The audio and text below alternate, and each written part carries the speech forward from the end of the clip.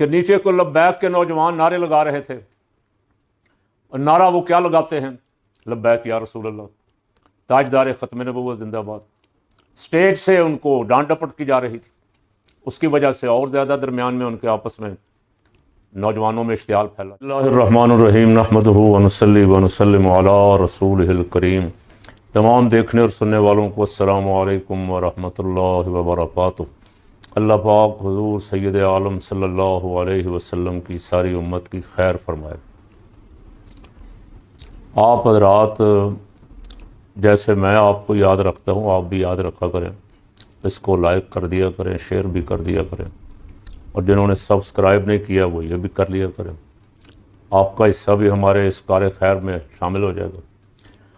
خبریں ہی خبریں ہیں، خبریں ہی خبریں ہیں، خبر ہے گرم ان کے آنے کی، پتہ نہیں کیا تھا کہا اس نے، آج ہی گھر میں بوریا نہ ہوا۔ لاہور میں پہلے کانا والا واقعہ ہوا، اور اس کے بعد واقعات تو بے شمار ہیں، بہت سارے رپورٹ بھی نہیں ہوتے، بہت سارے لوگ بیچارے اپنی عزت کے لیے تھانوں تک نہیں جاتے، لیکن یہ کانے والے واقعے میں 14 بچے شہید ہوئے، غریب گھروں کے تھے۔ محترمہ نے جا کے ان کے ہاں کوئی ٹک ٹاک بنائی اور اعلان کیا کہ ٹیوشن پڑھانا ہی بند کر دیں گے، پورے پنجاب میں ٹیوشن پہ پابندی۔ ٹیوشن کون پڑھاتا تھا؟ محترمہ میٹرک پاس، ایف اے پاس بچیاں جو گھروں سے پریشان ہوتی ہیں اپنے 2 وقت کے کھانے کے لیے، اور ان کے لیے کوئی روزگار کا ذریعہ بھی نہیں ہوتا، وہ یہ کام شروع کر لیتی ہیں، گھروں میں بچوں کو ٹیوشن پڑھا کے اپنی گزر اوقات کر لیتی۔ تو آپ نے شاید اپنی طرف سے تو بغیر سوچے سمجھے ہی کسی ایک کچے ٹیوشن سینٹر جس کی چھت گر گئی ہے، وقتی طور پہ واہ کروانے کے لیے ٹیوشن سینٹروں پہ پابندی لگا دی ہے، لیکن شاید آپ نے یہ نہیں سوچا کہ آپ نے ہزاروں لاکھوں بچوں کا روزگار چھین لیا۔ پابندی لگا کے آپ نے کوئی اچھا کام نہیں کیا۔ ہمارے ہاں تو محلوں میں، گھروں میں جو خواتین پڑھی ہیں، بچیوں کو قرآن پڑھاتی ہیں، جو خواتین کو سکول پڑھی ہوئی ہیں، کالج پڑھی ہوئی ہیں، وہ یہ درمیانے یا غریب گھروں کی بچیوں کی بات کر رہا ہوں، بڑے گھروں کی بچیوں کے مشاغل تو اور ہیں، اب وہ یہ بیچاری اپنا گھر چلا لیتی۔ تو اپنے اس فیصلے پہ فوراً نظر ثانی کریں، جن بچوں کا، جن گھروں کا نقصان ہو گیا ہے، اور اس کا ازالہ تو آپ نہیں کر سکتے، سوال ہی پیدا نہیں ہوتا۔ جانے تو آپ پیسے دے سکتے ہیں، کچھ اور چیزیں ان کو دے سکتی ہیں، لیکن جانے تو واپس نہیں آ سکتی نا۔ ایسی چیزوں کی روک تھام کا کوئی بندوبست ضرور کریں، اور ایسا کریں کہ ٹیوشن سینٹروں کی چیکنگ کر لیں، کچھ قابل ہیں کہ نہیں وہاں بچے بیٹھ سکیں، کہیں گنجائش سے زیادہ تو بچے نہیں ہیں، لیکن پڑھانا بند کر دینا، یہ پہلے ہی کوئی 1.5-2 کروڑ بچہ سکولوں سے باہر ہے، جن کے پاس استطاعت ہی نہیں ہے بیچارے ماں باپ کے پاس کہ وہ پڑھا سکیں، انہوں نے یا مانگنے پہ لگائے ہوئے ہیں، یا لیبر، چھوٹے بچے کہیں نہ کہیں کسی کام پہ لگائے ہوئے ہیں۔ ان پہ توجہ دیں، اور ٹک ٹاک پہ زیادہ توجہ نہ دیں، اور ان بچوں پہ، ان بیبیوں پہ، ان خواتین پہ۔ آپ نے تو کہا تھا کہ خواتین میری ریڈ لائن ہے، ریڈ لائن تو بی آپ کی کراس ہو رہی ہے، روز یہاں خواتین کی بے حرمتی ہو رہی ہے۔ اب ایک بڑا واقعہ جو 2-3 دن سے پورے میڈیا پہ چھایا ہوا ہے، اسحاق ڈار صاحب کے نواسے کا، وہ تو آپ کے گھر کا مسئلہ ہے، اور وہاں جو کچھ ہوا ہے، میں اس واقعے سے بالکل ہٹ کے جو طریقہ کار اختیار کیا گیا ہے اس پہ آپ سے ضرور کہوں گا کہ یہ 2 پاکستان نہ بنائیں، غریبوں کے لیے، اور غریبوں کے بچوں کو تو سیدھی گولی ماری جاتی ہے، فارغ۔ اور جتنی رپورٹیں آپ کی سرکاری غیر سرکاری آ رہی ہیں، 1.5-2 سال میں 1,500-2 ہزار بندہ آپ نے پھڑکا دیا ہے، اور جب حکومت جائے گی بدلے گی، بدلنے والی نظر آ رہے ہیں حالات، آپ کو مجھ سے زیادہ پتہ ہے کہ آپ پہ کیا گزر رہی۔ جب حالات بدلیں گے تو کوئی ان کا حساب ضرور لے گا۔ یہ جو CCD آپ نے بنائی ہوئی ہے، یہ غیر آئینی ہے، غیر قانونی ہے، غیر اخلاقی ہے، جس پہ مرضی کوئی الزام لگائے اور اس کو پار کر دے، اور اسے یہ موقع بھی نہ دیا جائے کہ وہ جا کے عدالت میں اپنے آپ کو بری کروا سکے، سچ سامنے لا سکے۔ पुलिस के हाथ में सारा इख्तियार है, जो चाहें करें, जिस धमकियाँ भी देते फिरते हैं अपने मुखालफों को कि तुम्हें उड़ा देंगे। बहरहाल इस वाक़े में मेरे लिए जो 2-3 चीज़ें परेशान कुन है, किसी के ज़ाती मसाइल पे मैं गुफ्तगू नहीं करता, ना मेरा ये शोर है। किसी के घर का मसला है, बच्चे का है, बच्ची का है, अल्लाह ताला सब के बच्चों और बच्चियों को हिदायत पे रखे, सीधे रास्ते पे रखे। इसमें 2 चीज़ें, एक तो जज के घर जाके रात को उसको उठा के उस पर प्रेशर डाला जाना, ये आपके सिस्टम के मुंह पे एक ज़ोरदार तमाचा है। जज के घर जाके दरवाजे तोड़ के या दीवार फलांग के उसको उठाना और कहना अभी आओ, अभी करो, फलां का फ़ोन आ रहा है, ये किसी सूरत भी इसकी हिमायत नहीं की जा सकती, बल्कि मैं इसकी मजम्मत करता हूँ। और जज साहब ने जुर्रत का मुजाहरा किया। काश सुप्रीम कोर्ट और हाई कोर्ट के जज भी जुर्रत का मुजाहरा करते तो आज पाकिस्तान के हालात बहुत बेहतर होते।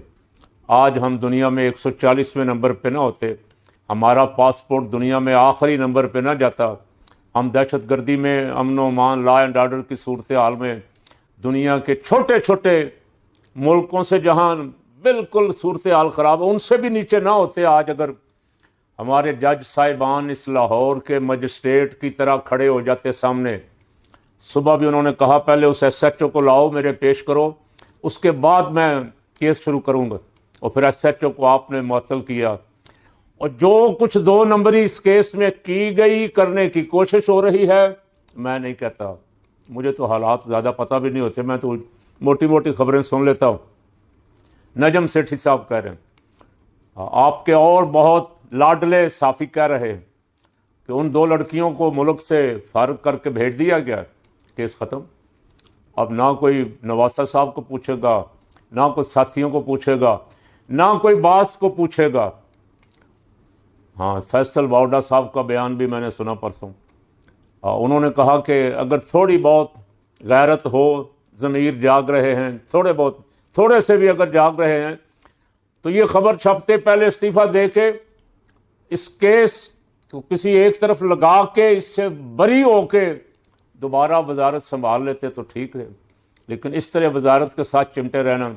अब ये केस रिपोर्ट हो रहा है पूरी दुनिया के मीडिया में, और ख़बर क्या आ रही है, पाकिस्तान के डिप्टी प्राइम मिनिस्टर और फॉरेन मिनिस्टर, वज़ीर ख़ारजा और डिप्टी प्राइम मिनिस्टर साहब नायब वज़ीर आज़म साहब के बेटे औरतों बच्चियों को अगवा करते हैं, उनके साथ रैप करते हैं, उनसे बत्ता लेते हैं। ये सारी खबरें पूरी दुनिया के मीडिया में चल रही हैं। आप अगर इतने अहम ओहदे पे ना होते तो शायद मैं कभी भी इस पर गुफ्तगू ना करता। अब आपकी ज़िम्मेदारी है अपने मुल्क की इज़्ज़त बचाएं, अपनी अनाब बचाने की बजाय और सारे निज़ाम को मज़ीद बिगाड़ने की बजाय अपने मुल्क की इज़्ज़त का ख्याल करें और इंसाफ और अदल के साथ जो कुछ हुआ है उसके मुताबिक कानूनी कार्रवाई होने दें। अल्लाह ताला रहम फरमाए। दूसरी खबर, कल अहले सुन्नत व जमात के लिए बड़ी खुशी की बात थी। काफ़ी देर बाद लब्बैक वालों ने कॉल दी हुई थी 3 जुलाई की। जियो और दीगर जो चैनल जिन्होंने गुस्ताखी की है उनके ख़िलाफ़ कराची में बहुत बड़ा इज्तिमा था, लाहौर में भी प्रोग्राम था। वहाँ बहुत सारे लीडर मैंने देखे स्टेज पे, फेसबुक पे, और वो लीडर आपस में लड़ पड़े। खबर ये थी तंजीमात अहले सुन्नत का मुश्तरका एहतजाजी प्रोग्राम। वहाँ मुझे समझ तो नहीं आई, वहाँ वैसे भी समाअत मेरी मुतासर है, लेकिन इतना मैंने देखा कि महसूस ये हुआ बातों से कि नीचे को लब्बैक के नौजवान नारे लगा रहे थे। और नारा वो क्या लगाते हैं, लब्बैक या रसूल अल्लाह, ताजदार ख़त्म नबुव्वत जिंदाबाद। स्टेज से उनको डांट डपट की जा रही थी। उसकी वजह से और ज़्यादा दरमियान में उनके आपस में नौजवानों में इश्तियाल फैला। चलें, ख़त्म हो गई बात, किसी ने कुछ कहा, किसी ने कुछ कहा। अब जो खतरनाक बात मैं देख रहा हूँ, मैं किसी के बारे में भी कोई जज नहीं हूँ, ना मैं वहाँ था, लेकिन जो मैं देख रहा हूँ, अब पोस्टें आ रही हैं कुछ सरबत एजाज़ के ख़िलाफ़, कुछ सरबत एजाज़ के ग्रुप की तरफ से लब्बैक के ख़िलाफ़, لبیک والے دعویٰ کر رہے ہیں کہ یہ پروگرام ہمارا تھا، انہوں نے قبضہ کیا اوپر، یہ اکیلے کر کے دکھائیں ہمیں، سنی تحریک والے ایک دوسرے کے خلاف بہت کچھ کہہ رہے ہیں۔ وہ ان کے خلاف کہہ رہے ہیں کہ تمہاری اچھا مجھے ایسا لگتا کہ جیسے منتظمین نے انتظامیہ سے کوئی وعدہ کیا تھا کہ کوئی جھنڈا کسی ایسی جماعت کا جس کے انتظامیہ خلاف ہے نہیں لگے گا، کوئی نعرہ نہیں لگے گا، اس وجہ سے شاید کچھ مقررین جو تھے وہ مجمع میں شامل نوجوانوں کو ڈانٹ ڈپٹ کر رہے تھے۔ یہ ساری کوئی باتیں نہیں ہیں، اس کی وجہ سے آپ کو لڑنا نہیں چاہیے۔ پہلے لڑ لڑ کے ہم جہاں پہنچ گئے ہیں اس پہ ہر شخص پریشان ہے، ہر شخص اس کے بارے میں سوچتا ہے، بیٹھتا ہے، بات کرتا ہے، لیکن جن لوگوں کو اس صورتحال کو ٹھیک کرنے کے لیے اقدامات کرنے ہیں وہ ابھی تک لڑے جا رہے ہیں۔ ان کو اپنے اپنے غصے پہ قابو پانا چاہیے، اپنے آپ کو ٹھنڈا کرنا چاہیے۔ میں نے کل سیدنا امام حسن مجتبی رضی اللہ تعالیٰ عنہ کی یاد میں آپ کے ذکر پاک میں جمعہ میں کچھ گزارشات کی تھیں اور عرض کیا تھا، جتنی بڑی سلطنت ان کے پاس تھی، جتنا بڑا اختیار، محبوبیت، مقبولیت، مسلمانوں میں ان کی پسندیدگی، ان کے ساتھ والہانہ عقیدت تھی، اس کا تو کوئی تصور بھی نہیں کر سکتا۔ پہلے نمبر پہ امام حسن، دوسرے پہ امام حسین، دونوں بھائیوں نے امت کے اتحاد کے لیے، مسلمانوں کی صلح کے لیے سب کچھ قربان کر دیا، حکومت بھی قربان کر دیا، اپنا اختیار بھی قربان کر دیا، اپنا اقتدار بھی قربان کر دیا۔ تو میں آپ سے پوچھتا ہوں کہ مجھے یہ فرما دیں کہ ان کی شان میں کوئی کمی آئی کہ اور زیادہ ہو گئی؟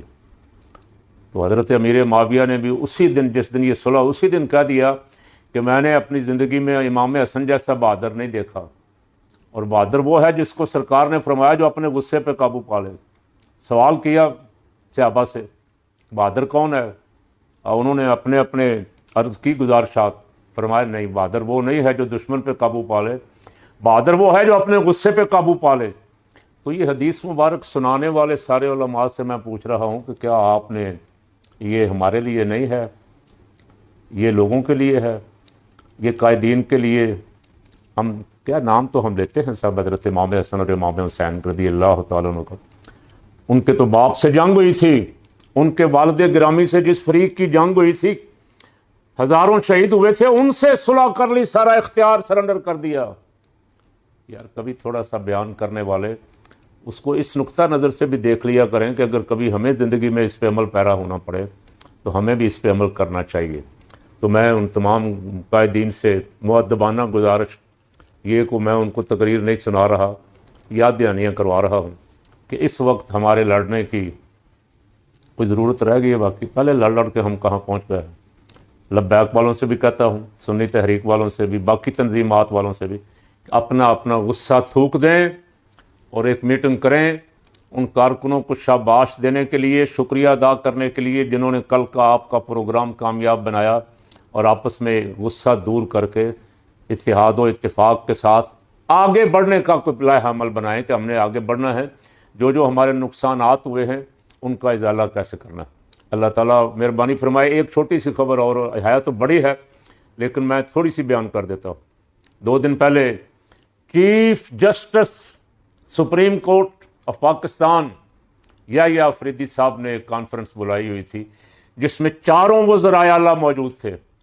سب سے بڑے صوبے پنجاب کی وزیر اعلیٰ صاحبہ، خیبر پختونخوا کے وزیر اعلیٰ، سندھ کے وزیر اعلیٰ، بلوچستان کے، 4 نے جھوٹ بولا ٹکا کے، اور چیف جسٹس کے سامنے، اور چیف جسٹس نے بھی جھوٹ بولے۔ آپ پوچھیں گے، سوال کریں گے کہ مولانا صاحب کیا جھوٹ بولے؟ مریم نے کہا میری جیلیں، میرے پنجاب کی جیلیں بڑی زبردست ہو گئی، اور اس نے سہیل افریدی نے کہا میری جیلیں بڑی زبردست ہو گئی، اور مراد علی شاہ نے کہا میری جیلیں، اور جس صوبے میں آگ لگی ہوئی ہے اس کے وزیر اعلیٰ سرفراز بگتی نے کہا میری جیلیں۔ تو میں 4 کو چیلنج کرتا ہوں کہ آئیں مجھے ساتھ لے چلیں، میڈیا کو ساتھ لے چلیں، دکھائیں کون سی جیلیں آپ کی ٹھیک۔ ایک جیل جو میں نے دیکھی، بڑی جیل ہے، پاکستان کی جیلوں میں سے بڑی جیل ہے کوٹ لکھپت جیل۔ پہلے دن جب میں گیا وہاں، 7 سال پہلے کی بات کر رہا ہوں، بولتا رہتا ہوں، اور کبھی کبھی حکمرانوں کو ناگوار گزرتا ہے تو ان کے پاس ایک ہی ہتھیار ہوتا ہے، گرفتار کر لو، بند کر دو۔ पहले दिन जब मैं जेल में गया तो जो कोठरी थी मरियम साहबा, उसमें 2 आदमियों की गुंजाइश थी, उसमें 5 आदमी थे, मुझे भी उसमें धकेल दिया। तो मैंने उस जेलर से कहा कि शर्म करो, यहाँ तो 2 आदमियों की गुंजाइश। फिर उसने वहाँ से मेरे बोलने की वजह से 1 आदमी निकाला। 4 आदमी एक ही जगह लेटे हुए थे, किसी का सर, किसी के पाँव, वहाँ ही अंदर छोटी सी जो लैट्रिन वाशरूम बनाया वो छोटा सा, जिसमें कोई पर्दा भी नहीं है, कोई चादर भी नहीं लगी हुई, वो 4 आदमियों के सामने ही एक दूसरे ने पेशाब करना है। वहाँ ही उन्होंने अपने खाने वाले बर्तन धोने हैं उसी गंद में। कहाँ आपने जेलों में सहूलतें दी हैं? वो जेलों में सहूलतें जो आपने देखी हैं वो आपको मिली थी, वीआईपी क्लास मिली थी आपको। आप कह रही मेरे सूबे में जेलें बड़ी अच्छी हो गई हैं, मैंने बटन लगवा दिए, पता नहीं कौन से बटन लगवा दिए। हाँ, फिर दोबारा कहता हूँ, चीफ जस्टिस साहब आपने आंखें बंद की हुई हैं। जेल में 2 कैदियों की आंखें ज़ाये हो गई। पाकिस्तान का मकबूल तरीन नहीं, दुनिया का मकबूल तरीन क्रिकेटर और पाकिस्तान का मकबूल तरीन सियासतदान, 90% अवाम के वोट लेने वाला, उसकी आंख, आपकी अपनी रिपोर्ट है सरकारी, 85% आंख ज़ाये होगी, अब तो पूरी हो गई होगी।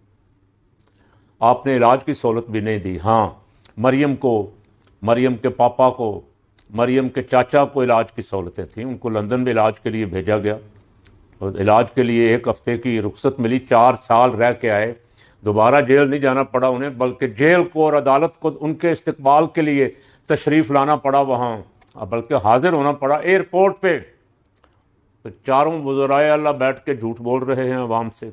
मैं जब बाहर आया था तो मुझे मिलने नून लीग के मेरे कुछ दोस्त जो MNA हैं और कुछ मिनिस्टर हैं तशरीफ़ लाए, तो मैंने उनसे कहा आप भी इमरान खान के दौर में जेल में 9 महीने रह के आए हैं, मैं भी रह आया हूँ, आपके दौर में वो रहेंगे और आपके दौर में पीपल पार्टी वाले जरदारी साहब और उनके साथी भी रहे, कारकुन भी रहे, तो कोई आपने सोचा कि जेलों के कुछ हालात ठीक कर दें?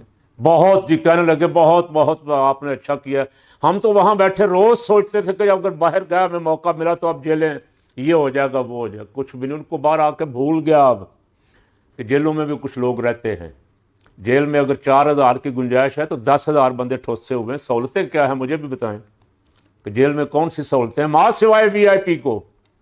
और VIP वो जिनकी कबूलियत हो, मकबूलियत नहीं, जिनकी कबूलियत हो बड़े दरबार में, उनको सहूलतें हैं। और जो मेरे जैसे कारकुन हों उनको खाना देने आने वाले को भी नहीं मिलने दिया जाता, वो भी बाहर से पकड़ के पुलिस का सिपाही, मर्जी आ जाए तो खाना दे जाए, मर्जी आ जाए तो खुद ही खा जाए। अब बहुत सारों के साथ तो ऐसा ही होता है। तो इस पर ज़रा तवज्जो फरमाएं, जेलों के हालात ठीक करें। वहाँ आपके सियासी रहनुमाओं ने सारा कुछ देखा है और आपने भी देखना है, हम तो देखते रहते हैं। अल्लाह करे को मुल्क का निज़ाम ऐसा बन जाए कि ना जाएं लोग, लेकिन अगर किसी को जाना पड़े तो उसके साथ कम अज़ कम कह रहा हूँ इंसानों वाला सलूक हो और दुनिया में हमारी बदनामी की बजाय मुल्क का नाम ऊंचा हो।